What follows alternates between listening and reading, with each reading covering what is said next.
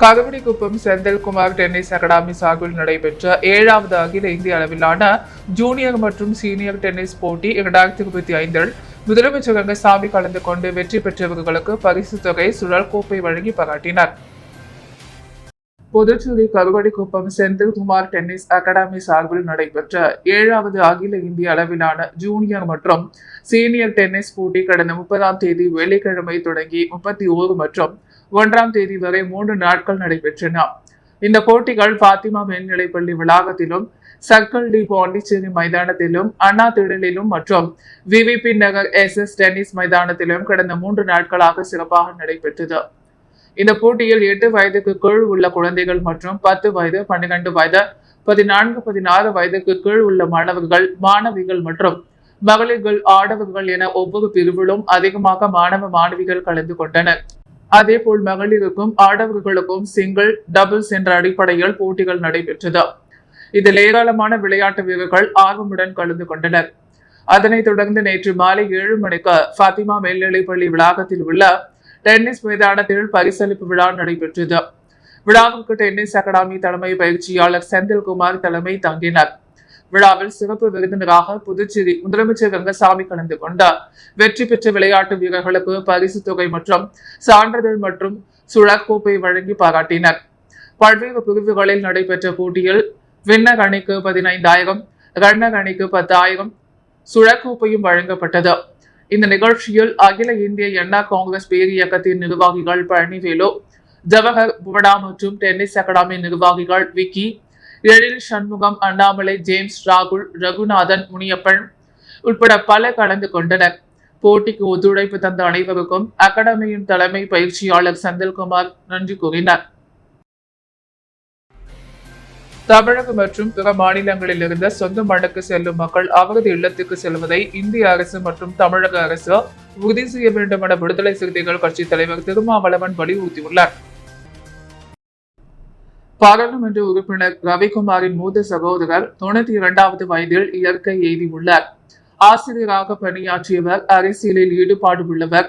லாஸ்பேட்டையில் உள்ள அவரது இல்லத்தில் வைக்கப்பட்ட அவரது உடலுக்கு அஞ்சலி செலுத்திய பின்பு செய்தியாளர்களை சந்தித்த விடுதலை சிறுத்தைகள் கட்சி தலைவர் திருமாவளவன், தமிழகத்தில் தங்கியுள்ள இலங்கை அகதிகள் இந்திய அரசின் அனுமதியோடு தாயகம் திரும்பி வருகிறார்கள். இங்கிருந்து 10,000க்கும் மேற்பட்ட மக்கள் தாயகம் திரும்பிய நிலையில் அங்குள்ள அதிகாரிகள் அவர்களை கைது செய்து வருகிறார்கள். இது மிகுந்த அதிர்ச்சியை அளிக்கிறது. இவர்களின் பாதுகாப்பை உறுதி செய்வது இந்திய அரசின் கடமையாக உள்ளது.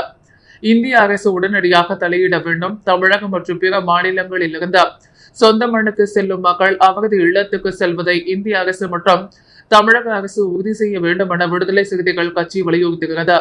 நீண்ட இடைவெளிக்கு பிறகு திமுகவின் பொதுக்குழு இன்று மதுரையில் கூடியுள்ளது.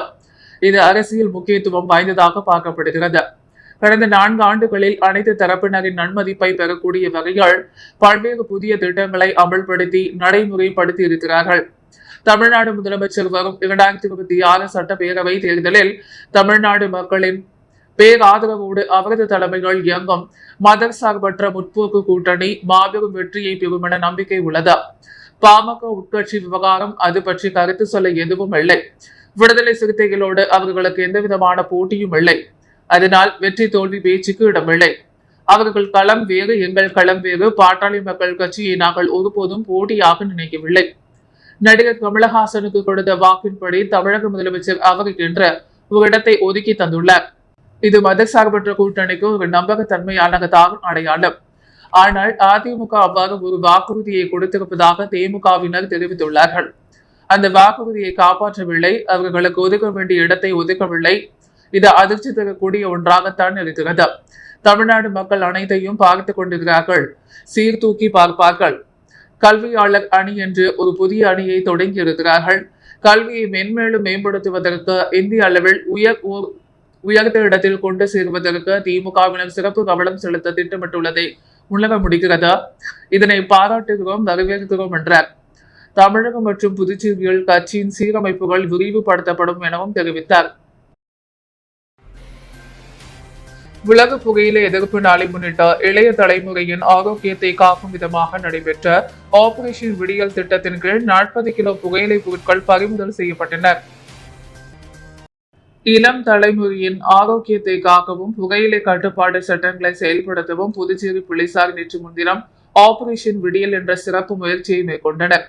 உலக புகையிலை எதிர்ப்பு நாளை முன்னிட்டு இந்த நடவடிக்கை மேற்கொள்ளப்பட்டது. இந்த நடவடிக்கையில் முக்கியமான 2 பகுதிகளை கவனம் செலுத்தினர். கல்வி நிறுவனங்களுக்கு 100 மீட்டருக்கு உள்ளேயே புகையிலை பொருட்கள் விற்பனை செய்யும் நடவடிக்கை, ஹாண்ட் ஸ்கூல் லிப் மற்றும் இதற்கு சமமான குட்கா போன்ற தடை செய்யப்பட்ட புகையிலை பொருட்கள் விற்பனைக்கு தடுக்கும் நடவடிக்கை ஆகியவைகளை மேற்கொண்டனர். இந்நிகழ்ச்சியின் போது புதுச்சேரி போலீசார் மொத்தம் 18 வழக்குகளை பதிவு செய்துள்ளனர். இதில் 8 வழக்குகள் பள்ளிகளுக்கு அருகில் புகையிலை பொருட்கள் விற்பனை செய்வதற்கு எதிராக, மற்ற வழக்குகள் முற்றிலும் தடை செய்யப்பட்ட புகையிலை பொருட்கள் விற்பனை செய்தவர்களுக்கு எதிராக பதிவு செய்யப்பட்டவையாகும். மேலும் இந்த நடவடிக்கையின் போது சுமார் 40 கிலோ புகையிலை பொருட்கள் மதிப்பு ரூபாய் 40,000 பறிமுதல் செய்யப்பட்டன. இந்த நடவடிக்கை மாணவர்களுக்கு பாதுகாப்பான புகையிலை மற்ற சூழலை உருவாக்க புதுச்சேரி போலீசார் மேற்கொண்டனர். புதுச்சேரி போலீசார் பள்ளிகளுக்கு அருகில் புகையிலை விற்பனை தொடர்பாக தகவல் உள்ளவர்கள் உடனடியாக புகார் அளிக்குமாறு பொதுமக்களை கேட்டுக் கொண்டுள்ளனர். புதுச்சேரியில் கொரோனா தொற்று அதிகரித்து வருவதால் பள்ளிகள் திறப்பை 2 வார காலத்திற்குள் ஒத்திவைக்க வேண்டும் என்று அதிமுக மாநில செயலாளர் அன்பழகன் வலியுறுத்தியுள்ளார். இது தொடர்பாக அதிமுக அலுவலகத்தில் செய்தியாளர்களை சந்தித்த அவர், புதுச்சேரியில் கொரோனா தொற்று அதிக அளவில் பரவி வருகிறது. பரிசோதனைகள் குறைவாக உள்ள நிலைகள் அதிக எண்ணிக்கையிலான மக்கள் இருமல், காய்ச்சல், சளியுடன் அவதிப்படுகின்றனர். எனவே மனித உயிர் சம்பந்தப்பட்ட விவகாரத்தில் புதுச்சேரி மாநில கல்வித்துறையும் சுகாதாரத்துறையும் அலட்சியம் காட்டாமல் முன்னெச்சரிக்கை நடவடிக்கை எடுப்பது மட்டுமின்றி மாணவர்கள் பாதிக்காத வகையில் பள்ளி விடுமுறையை 2 வார காலத்திற்கு நீட்டிப்பு செய்ய அரசு பரிசீலனை செய்ய வேண்டும் என அவர் கேட்டுக்கொண்டார். அண்ணா பல்கலைக்கழக மாணவி பாலியல் விவகாரத்தில் ஞானசேகரன் மட்டுமே பலிகடாவாக்கப்பட்டுள்ளார். இந்த வழக்கில் பலர் தப்பித்திருக்கிறார்கள். அவசர கதியில் திமுக அரசு அவருக்கு தண்டனை வாங்கி கொடுத்துள்ளது. இந்த விவகாரத்தில் பல்வேறு சமூக அமைப்புகள் மேலும் பலரும் தொடர்பு கொள்ள உள்ளதாக குற்றம் சாட்டி வரும் நிலையில் இந்த வழக்கில் மத்திய அரசின் ஏஜென்சியான சிபிஐ மேல்முறையீடு செய்ய வேண்டும் என அவர் கேட்டுக்கொண்டார். புதுச்சேரி உழவர் சந்தையில் உள்ள கடைக்குள் புகுந்த 6 அடி நீளம் கொண்ட நல்ல பாம்பினை கண்ட வியாபாரிகள் அலறி அடித்து ஓடியதால் பரபரப்பு ஏற்பட்டது. புதுச்சேரி பழைய பேருந்து நிலையத்தில் உழவர் சந்தை இயங்கி வருகிறது. இங்கு சுமார் 70க்கும் மேற்பட்ட கடைகளில் காய்கறிகள், பழங்கள் உள்ளிட்ட பல்வேறு வகையான பொருட்கள் விற்பனை செய்யப்பட்டு வருகிறது. உழவர் சந்தையானது தாவரவியல் பூங்கா அருகே இயங்கி வருகிறது.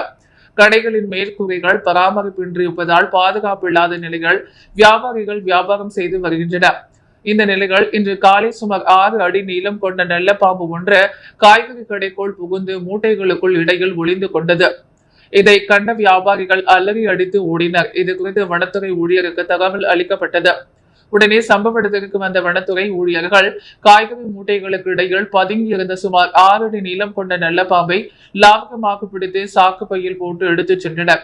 உழவர் சந்தையில் உள்ள காய்கறி கடைக்குள் திடீரென புகுந்த 6 அடி நீளம் நல்ல பாம்பால் வியாபாரிகள் மத்தியில் பெரும் பரபரப்பு நிலவியது.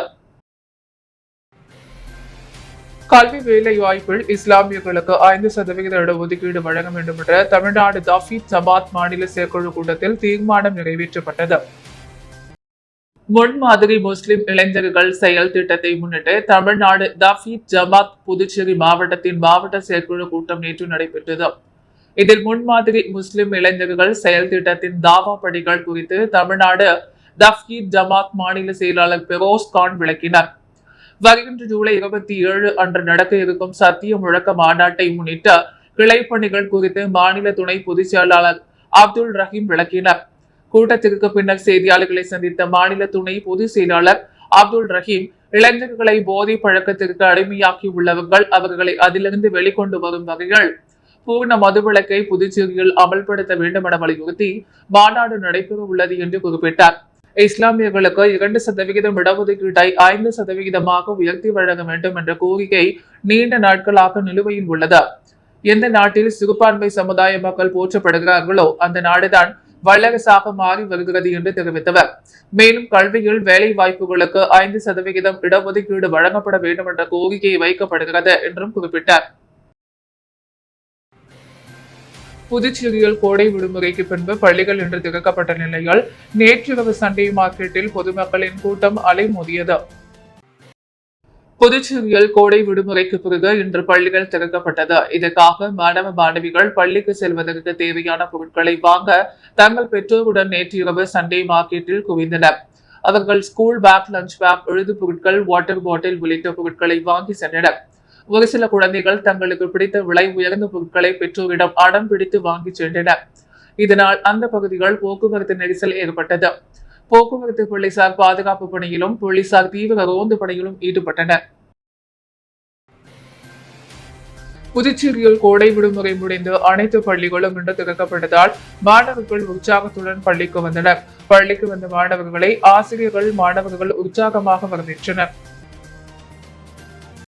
புதுச்சேரியில் 1ஆம் வகுப்பு முதல் 12ஆம் வகுப்பு வரை கடந்த ஏப்ரல் 28ஆம் தேதி முதல் கோடை விடுமுறை அளிக்கப்பட்டது. இந்த விடுமுறை முடிந்த ஜூன் 2ஆம் தேதி பள்ளிகள் திறக்கப்படும் என்று அறிவிக்கப்பட்டிருந்தது. அதன்படி புதுச்சேரி மற்றும் காரைக்காலில் உள்ள அரசு பள்ளிகள் 1ஆம் வகுப்பு முதல் 12ஆம் வகுப்பு வரை இன்று திறக்கப்பட்டது. மாணவ மாணவிகள் ஆர்வமுடன் பள்ளிக்கு வந்தனர். தொடக்கப்பள்ளி பயிலும் மாணவர்களை அவர்களது பெற்றோர்கள் அழைத்து வந்து பள்ளியில் விட்டனர். மாணவர்கள் சேர்க்கையை அதிகரிக்கவும், மாணவர்களை உற்சாகத்துடன் வரவேற்கவும் ஒரு சில அரசு பள்ளிகளில் மாணவர்களை உற்சாகமாக வரவேற்றனர். புதுச்சேரியில் நடைபெற்ற தென்னிந்திய அளவிலான டென்னிஸ் போட்டி பரிசளிப்பு விழாவில் தமிழக வெற்றிக் கழகம் பொதுச் செயலாளர் என் ஆனந்த் கலந்து கொண்டு வெற்றி பெற்றவர்களுக்கு பரிசுகள் வழங்கி பாராட்டினார். புதுச்சேரியில் தென்னிந்திய அளவிலான டென்னிஸ் போட்டி பரிசளிப்பு விழா கிழக்கு கடற்கரை சாலையில் அமைந்துள்ள விளையாட்டு அரங்கில் நடைபெற்றது. 3 நாட்களாக நடைபெற்ற விளையாட்டு போட்டியின் பரிசளிப்பு விழாவில் தமிழக வெற்றி கழக பொதுச் செயலாளர் ஆனந்தன் கலந்து கொண்டார். வெற்றி பெற்றவர்களுக்கு பரிசுகளை வழங்கி பாராட்டினர். இதில் தனிப்பிரிவு குழுவாக வெற்றி பெற்றவர்களுக்கு பரிசுகளை வழங்கினர். இந்த விளையாட்டுப் போட்டிகள் புதுச்சேரி, ஆந்திரா, கேரளா, தெலுங்கானா மாநிலங்களைச் சேர்ந்த 29 மாவட்ட விளையாட்டு வீரர்கள் பங்கேற்றனர். தொடர்ந்து அவர் விளையாட்டு வீரர்களிடம் உரையாற்றும் பொழுது கடந்த 30ஆம் தேதி 10 மற்றும் 12ஆம் வகுப்பு முதல் மதிப்பெண் பெற்ற மாணவர்களை ஊக்கப்படுத்தும் வகையில் பரிசளிப்பு விழா நடைபெற்றது. சுமார் 8 மணி நேரம் ஒரு தலைவர் நின்று கொண்டே பரிசுகளை தருபவர் தலைவர் தளபதி என்று புகழாரம் சூட்டினார். நேரம் ஒழுக்கம் உள்ள விளையாட்டு வீரர்களை பாராட்ட இங்கு வந்துள்ளேன் என தெரிவித்த அவர் செய்தியாளர்களை சந்திக்க மறுத்துவிட்டார். மேல்நிலை எழுத்தர் பணி தேர்வில் காத்திருப்பு பட்டியலில் இருந்த 10 நபர்களுக்கு பணி நியமன ஆணைகளை முதலமைச்சர் ரங்கசாமி வழங்கினார். புதுச்சேரி அரசு பணியாளர் மற்றும் நிர்வாக சீர்திருத்த துறை மூலம் மேல்நிலைப் பள்ளி எழுத்தர் பணி தேர்வில் காத்திருப்பு பட்டியலில் இருந்த 10 நபர்களுக்கு பணி ஆணைகளை முதலமைச்சர் ரங்கசாமி இன்று வழங்கினார். இந்த நிகழ்ச்சியில் சட்டப்பேரவைத் தலைவர் செல்வம், பணியாளர் மற்றும் நிர்வாக சீர்திருத்த துறை சார்பு செயலர் ஜெய்சங்கர் ஆகியோர் உடன் இருந்தனர். இந்தியாவின் மிகப்பெரிய டென்னிஸ் பந்து கிரிக்கெட்டில் மிகப்பெரிய பரிசு தொகையாக ரூபாய் 3 கோடியை வெல்வதற்கான சதர்ன் ஸ்ட்ரீட் பிரீமியர் லீக்கின் பிரம்மாண்ட அறிமுக விழா சென்னையில் நடைபெற்றது. தென்னிந்திய cricket southern street premier league வரலாற்றில் முதன்முறையாக T10 டென்னிஸ் பந்து கிரிக்கெட் போட்டி சென்னையில் பிரம்மாண்டமாக தொடங்கப்பட்டது. தமிழ்நாடு, கேரளா, கர்நாடகா, ஆந்திர பிரதேசம், தெலுங்கானா, பாண்டிச்சேரி மற்றும் கோவா முழுவதிலும் இருந்து புதைந்திருக்கும் திறமைகளை வெளியே கொண்டு வருவதை நோக்கமாக கொண்டு உருவாக்கப்பட்ட இந்த லீக் விளையாட்டு சரித்திரத்தை மாற்றியமைக்க உள்ளது. சிறந்த வீரர்களை கொண்ட 12 அணிகள் இந்த ஆகஸ்ட் இந்தியாவின் மிகப்பெரிய டென்னிஸ் பந்து கிரிக்கெட்டில் மிகப்பெரிய பரிசு தொகையான ரூபாய் 3 கோடியை வெள்ளக்களம் எதிர்கொண்டு விளையாடுகின்றன. இந்த சதர் ஸ்ட்ரீட் பிரீமியர் லீக்கின் தலைவர் ஆற்காடு இளவரசர் நவாப் சாதா முகமது ஆசிப் அலி, பிரபல நடிகர் ரவி மோகன், SSPL இன் தலைமை செயல் அதிகாரியும் இயக்குநருமான LT ஆனந்த், முக்கிய பிரமுகர்கள், வணிகர்கள் உள்ளிட்டோர் இந்த நிகழ்ச்சியில் பங்கேற்ற லீக்கை தொடங்கி வைத்தனர். இந்நிகழ்ச்சியில் ஆர்வகரமாக 5 அடி உயர வெற்றி கோப்பை அறிமுகப்படுத்தப்பட்டது. வாய்ஸ் ஃபார் வாய்ஸ்லெஸ் மற்றும் புதுச்சேரி நகராட்சி இணைந்து நடத்திய விலங்கு நலன் பயிற்சி வகுப்பு மற்றும் சிறந்த மனிதம் 25 விருது வழங்கும் நிகழ்வு நடைபெற்றது. வாய்ஸ் ஃபார் வாய்ஸ்லெஸ் மற்றும் புதுச்சேரி நகராட்சி இணைந்து நடத்திய விலங்கு நலன் பயிற்சி வகுப்பு மற்றும் சிறந்த மனிதம் 25 விருது புதுச்சேரி நகராட்சி அலுவலகத்தில் நடைபெற்றது. இதில் நகராட்சி ஆணையர் கந்தசாமி, வாய்ஸ் ஃபார் வாய்ஸ்லெஸ் தலைவர் அசோக் ராஜ், ப்ளூ கிராஸ் அமைப்பைச் சேர்ந்த சமரன் சிறப்பு விருந்தினர்களாக கலந்து கொண்டனர். நிகழ்ச்சியில் பயிற்சி வகுப்பை முடித்த 15 மாணவ மாணவிகளுக்கு சான்றிதழ் வழங்கப்பட்டது மற்றும் உயிர் நேயத்துடன் சேவை ஆற்றிய பல துறையை சார்ந்தவர்களுக்கு சிறந்த உயிர்நேயம் விருது 25 வழங்கப்பட்டது. கிணற்றில் விழுந்த 3 நாட்களாக தவித்த நாயை கருணை உள்ளத்தோடு காப்பாற்றிய தீயணைப்பு வீரர் ஐயப்பன். வீடு இல்லா 300 நாய்களுக்கு உணவு அளித்து அவைகளுக்கு கருத்தொடையும் செய்த தம்பதி சுதா மற்றும் கண்ணன். ஊடகம் மூலம் உயிர்நேயத்தை வளர்த்த நியூஸ் 18 பத்திரிகையாளர் இளம் அமுதன். முதுகையிலும் நாய்களுக்கு உணவு அளிப்பதை நிறுத்தாத தமிழரசி. வீடு இல்லா நாய்களுக்கு மருத்துவம் செய்யும் சுயநலம் இல்லா மனிதர்கள். புதுநகர் ஜெயமணி, தென்னஞ்சாலை வாசுகி, முத்தியால்பேட்டை அன்பரசி, மேட்டுப்பாளையம் ஸ்ரீதேவி, திலாஸ்பேட்டை செல்வமணி, சாந்திநகர் தயமேந்தி, சுதானா நகர் சாந்தி, சண்முகாபுரம் தமிழ்நெஞ்சன், வேல்ராம்பட்டை வேல்சாமி, அனிதா நகர் இளன் சூரியன் மற்றும் பலருக்கு சிறந்த உயிர்நேயம் 25 விருது வழங்கப்பட்டது. நிகழ்வை ஃப்ரெண்ட்ஸ் அண்ட் கேன்ஸ் உரிமையாளர் கங்காதரன் தொகுத்து வழங்கினார். முன்னாள் முதலமைச்சர் நாராயணசாமியின் பிறந்த நாளை ஒட்டி பயனாளிகளுக்கு பல்வேறு நலத்திட்ட உதவிகள் வழங்கப்பட்டது. முன்னாள் முதலமைச்சர் நாராயணசாமியின் பிறந்த நாளை முன்னிட்டு மாநில செயலாளர் குமரன் ஏற்பாட்டில் ராஜ்பவன் தொகுதி பயனாளிகளுக்கு நலத்திட்ட உதவி வழங்கப்பட்டது. பயனாளிகளுக்கு 4 சக்கர தள்ளுவண்டி, இளைஞர்களுக்கு கிரிக்கெட் பேட், கேரம் போர்டு, சாலையோர வியாபாரிகள் 50க்கும் மேற்பட்டோருக்கு நிழற்குடை வழங்கப்பட்டது. இதில் பொதுச் செயலாளர் மருது பாண்டியன், செயலாளர் ராஜாராம், பிரதீஷ் மற்றும் காங்கிரஸ் நிர்வாகிகள் சார்லஸ், ஜெரால்ட், செந்தில் சித்தானந்தன், முன்னாள் கவுன்சிலர் ராஜலட்சுமி, அலாரம் முரளி, மனோகரம் மோகனசுந்தரம், தமிழ் செல்வன், வசந்த் ஆகியோர் கலந்து கொண்ட நாராயணசாமிக்கு சால்வி அணிவித்து பூங்கொத்து கொடுத்து வாழ்த்து தெரிவித்தனர். தொடர்ந்து காங்கிரஸ் கட்சி தலைவர் வைத்திலிங்கம் எம்பி, INTC தலைவர் பாலாஜி ஆகியோர் முன்னாள் முதல்வர் நாராயணசாமிக்கு பிறந்தநாள் வாழ்த்துக்களை தெரிவித்தனர். புதுவை ஸ்ரீ மகரிஷி யோகாலயத்தில் கோடைக்கால சிறப்பு பயிற்சி முகாம் நிறைவு விழா நடைபெற்றது. புதுவை ஸ்ரீ மகரிஷி யோகாலயத்தில் கோடைக்கால சிறப்பு பயிற்சி முகாம் நிறைவு விழா நடைபெற்றது. விழாவிற்கு யோகாலய நிறுவனர் யோகா ஆசிரியர் இளங்கோவன் தலைமை தாங்கினார். சிறப்பு விருந்தினராக ஓவிய ஆசிரியர் இளமுருகன் கலந்து கொண்டு குத்து விளக்கேற்றி விழாவினை தொடங்கி வைத்து மாணவர்களை பாராட்டி சான்றிதழ் மற்றும் பரிசுகளை வழங்கி சிறப்பித்தார். மேலும் சிறப்பு விருந்தினராக கிரீன் கலாய் இயக்க தலைவர் அந்தோணி சாமி மற்றும் மாணவர்களுக்கு பயிற்சி அளித்த ஓவிய ஆசிரியர் சத்யா, ஓவிய ஆசிரியை செல்வி, நந்தினி, இளம் ஓவிய ஆசிரியர்கள் பிரவீன், கெவின் ஆகியோர் கலந்து கொண்டனர். விழாவின் முடிவில் ஓவிய ஆசிரியர் தேவநாதன் நன்றி உரையாற்றினார். இம்முகாமில் கலந்து கொண்ட மாணவர்களால் பனைமரம், தென்னை மரம், பாக்கு மரம், களிமண் மற்றும் குழாங்கற்கள் ஆகியவற்றை கொண்டு உருவாக்கப்பட்ட கைவினைப் பொருட்கள் பார்வையாளர்களை வெகுவாக கவர்ந்தது. புதுச்சேரி அரசு பள்ளியில் ஒரு நாள் தலைமை ஆசிரியரான 5ஆம் வகுப்பு மாணவர்களை ஆசிரியர்கள், பெற்றோர்கள் பூங்கொத்து கொடுத்த சால்வைகள் அணிவித்து வாழ்த்துக்களை தெரிவித்தனர். புதுச்சேரியில் கோடை விடுமுறை முடிந்து இன்று பள்ளிகள் திறக்கப்பட்டன. முதல் நாள் பள்ளிக்கு வந்த மாணவ மாணவிகளுக்கு இனிப்புகள் மற்றும் பூக்கள் கொடுத்து ஆசிரியர்கள் வரவேற்றனர். மேலும் முதல் நாளே பாட புத்தகங்கள், சீருடை உள்ளிட்ட விலையில்லா எழுது பொருட்களும் பள்ளியின் சார்பில் வழங்கப்பட்டது. இந்நிலையில் புதுச்சேரி நகர பகுதியில் இயங்கி வரும் ஏகோல் ஆங்கிலேஸ் தொடக்க பள்ளியில் 250க்கும் மேற்பட்ட மாணவ மாணவிகள் பயின்று வருகின்றனர். இந்த பள்ளியில் புதுச்சேரி உருளையன்பேட்டையைச் சேர்ந்த 4ஆம் வகுப்பு மாணவன் ஹரிஹரன் அனைத்து பாடங்களிலும் முதல் மதிப்பெண் பெற்றதால் அவரை கௌரவிக்கும் வகையிலும், அதே போன்று உப்பிளம் பகுதியைச் சேர்ந்த மாணவன் ஜோஸ்வா 100% வருகை புரிந்ததற்காக இவரை பாராட்டும் வகையிலும் 2 மாணவர்களையும் ஒரு நாள் பள்ளி தலைமை ஆசிரியராக பொறுப்பேற்க வைத்து பாராட்டப்பட்டது. பள்ளியின் ஒரு நாள் தலைமை ஆசிரியராக பொறுப்பேற்றுக் கொண்ட மாணவர்கள் ஹரிஹரன் மற்றும் ஜோஸ்வாவிற்கு ஆசிரியர்கள் மற்றும் பெற்றோர்கள் இனிப்புகள் வழங்கியும் சால்வைகள் அணிவித்தும் பூங்கொடுத்து கொடுத்து வாழ்த்துக்களை பாராட்டுகளையும் தெரிவித்தனர். ஒரு நாள் தலைமை ஆசிரியராக பொறுப்பேற்ற மாணவர்கள் பள்ளியில் மாணவர்கள் மற்றும் ஆசிரியர்களின் வருகை பதிவேடுகளை ஆய்வு செய்து பள்ளிக்கு பெருமை சேர்த்தனர். இதுகுறித்து ஒரு நாள் தலைமை ஆசிரியர்கள் கூறும்பொழுது, முதல் மதிப்பெண் எடுத்ததால் தன்னை ஒரு நாள் தலைமை ஆசிரியராக பொறுப்பு கொடுத்து கௌரவப்படுத்திய ஆசிரியர்களுக்கு நன்றி தெரிவிப்பதாகவும், இது என்னை போன்ற மாணவர்களை ஊக்கப்படுத்தும் என்று குறிப்பிட்டார். அனிதா நகர் தேவி கருமாரியம்மன் கோவிலில் தீமிதி திருவிழா வெகு விமர்சையாக நடைபெற்றது. புதுவை உழந்தைக்கீரபாளையம் அனிதா நகர் தேவி கருமாரியம்மன் கோவிலில் 30ஆம் ஆண்டு தீமிதி திருவிழா கடந்த 27ஆம் தேதி கொடியேற்றத்துடன் தொடங்கியது. விழா நாட்களில் காலை மற்றும் மாலையில் அம்மனுக்கு சிறப்பு பூஜை நடைபெற்றது. கடந்த 30ஆம் தேதி உரணி பொங்கலும் இரவல் சிறப்பு அலங்காரத்தில் அம்மன் வீதி உலாவும் நடந்தது. விழாவின் முக்கிய நிகழ்ச்சியான தீமிதி திருவிழா நேற்று இரவு நடைபெற்றது. இதையொட்டி கோவில் வளாகத்தில் அமைக்கப்பட்ட தீக்குண்டத்தில் இறங்கிய பக்தர்கள் நேர்த்திக் கடன்கள் செலுத்தினர். விழாவில் இன்று திங்கட்கிழமை மஞ்சள் நீராட்டும், நாளை செவ்வாய்க்கிழமை மஞ்சள் உற்சவமும் ஊஞ்சல் உற்சவமும் நடைபெறுகிறது. புதுவையின் அன்றாட நிகழ்வுகளை காண பாண்டி ஹெட்லைன்ஸ் யூடியூப் சேனலை சப்ஸ்கிரைப் பண்ணுங்க. தொடர்ந்து எங்களுடன் இணைந்திருக்க பக்கத்தில் உள்ள பெல் பட்டனை பிரஸ் பண்ணுங்க. லைக் பண்ணுங்க, ஷேர் பண்ணுங்க. என்றும் உங்களுடன் பாண்டி ஹெட்லைன்ஸ்.